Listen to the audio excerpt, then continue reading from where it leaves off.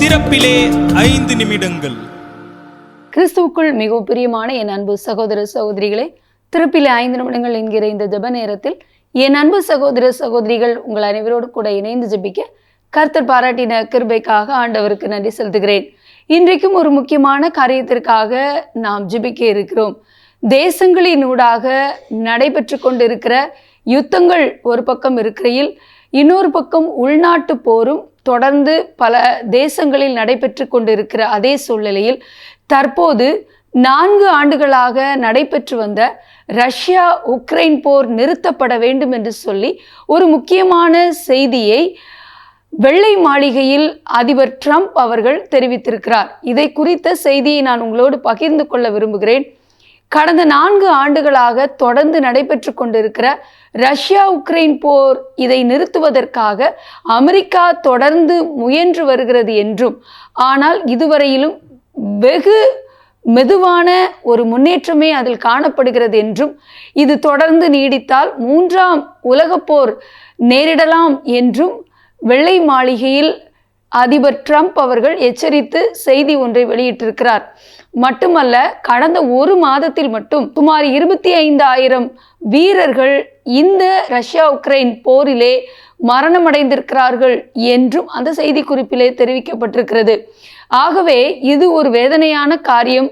தொடர்ந்து நடைபெறுகின்ற இந்த ஆயிரக்கணக்கான கொலைகள் நிறுத்தப்பட வேண்டும் என்றும், மட்டுமல்ல பொதுமக்களும் அதிகப்படியாக பலியாகி வருகிறார்கள் என்பதையும் குறித்து அவர் வேதனை தெரிவித்து இந்த செய்தியை வெளியிட்டிருக்கிறார்.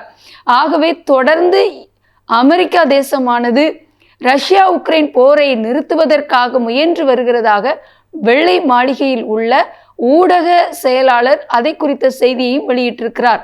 ஆகவே அந்த போர் உடனடியாக நிறுத்தப்பட வேண்டும் என்று சொல்லி அவர் பல முறை பேச்சுவார்த்தை நடத்தியும் அதற்கான எந்த ஒரு முன்னேற்றமும் ஏற்படவில்லை என்று அதை குறித்து ஒரு வேதனையான செய்தி வெளியிட்டிருக்கிறார்.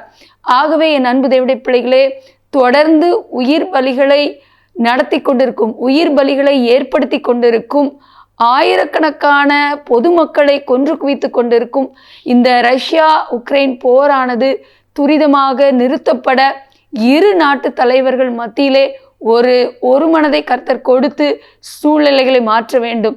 எப்படி இஸ்ரேல் காசா போர் சற்றே அது அமைதி அடைந்த சூழ்நிலையில் சில நேரங்களிலே தாக்குதல் நடைபெற்றாலும் ஆண்டவருடைய கிருபையினாலே அது சற்றே அமைதி அடைந்திருக்கிற அதே நிலையிலே ரஷ்யா உக்ரைன் போர் 4 ஆண்டுகளாக நடைபெற்று கொண்டிருக்கிறது. தொடர்ந்து இது நிமித்தமாக உயிர் பலிகள் நேரிடாதபடி கர்த்தர் இதை நிறுத்துவதற்கு நாமும் ஜெபிக்க போகிறோம். ஜெபிக்கலாமா? எங்கள் அன்பின் பரலோக பிதாவை, ஆசீர்வதிக்கப்பட்ட நாளின் காலை வேளைக்காக நன்றியோடு துதிக்கிறோம், ஸ்தோத்திரிக்கிறோம். அப்பா ஆண்டவரே, கடந்த 4 ஆண்டுகளாக ரஷ்யாவுக்கும் உக்ரைனுக்கு இடையிலே நடைபெற்று வருகிற போரிலே ஆண்டவரே ஆயிரக்கணக்கான வீரர்கள் பலியாகி இருக்கிறார்கள். ஆண்டவரே, பல்லாயிரக்கணக்கான ஜனங்கள் உயிரிழந்திருக்கிறார்கள். பொதுமக்கள், பொது சொத்துக்கள் என்று சொல்லி ஆண்டவரே தகப்பனை மிகப்பெரிய பொருளாதார சீரழிவை உண்டு பண்ணின இந்த யுத்தம் இன்னும் ஓயவில்லையே. நாங்கள் பாரத்தோடு ஜெபிக்கிறோம்.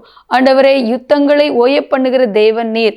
வன்முறையை, இரத்தம் சிந்துதலை தேசங்களில் கட்டவிழ்த்துவிட போராடுகிற சாத்தானுடைய தந்திரங்களை நசரேயனாகிய இயேசுவின் நாமத்திலே அழித்து நிர்மூலமாக்கி ஜெபிக்கிறோம்.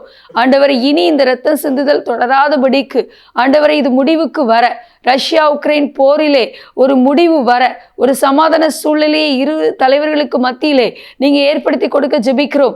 இது தொடர்ந்து நடைபெற்ற அது நிமித்தமாக ஒரு 3ஆம் உலகப் போர் நேரிடக்கூடிய அபாய சூழ்நிலை ஆண்டவரே நேர்ந்து விடாதபடி கர்த்தர் மனமிறங்க ஜெபிக்கிறோம். எங்களோடு ஜெபத்தில் இணைந்திருக்கிற ஒவ்வொரு சகோதர சகோதரிகளை ஆசீர்வதிங்க, பாதுகாத்துக் கொள்ளுங்க, வழி நடத்துங்க. இயேசுவின் நாமத்தில் பிதாவே, ஆமேன். தொடர்ந்து ஜெபியுங்கள். கர்த்தர் தாமே உங்களை ஆசீர்வதிப்பாராக. ஆமேன்.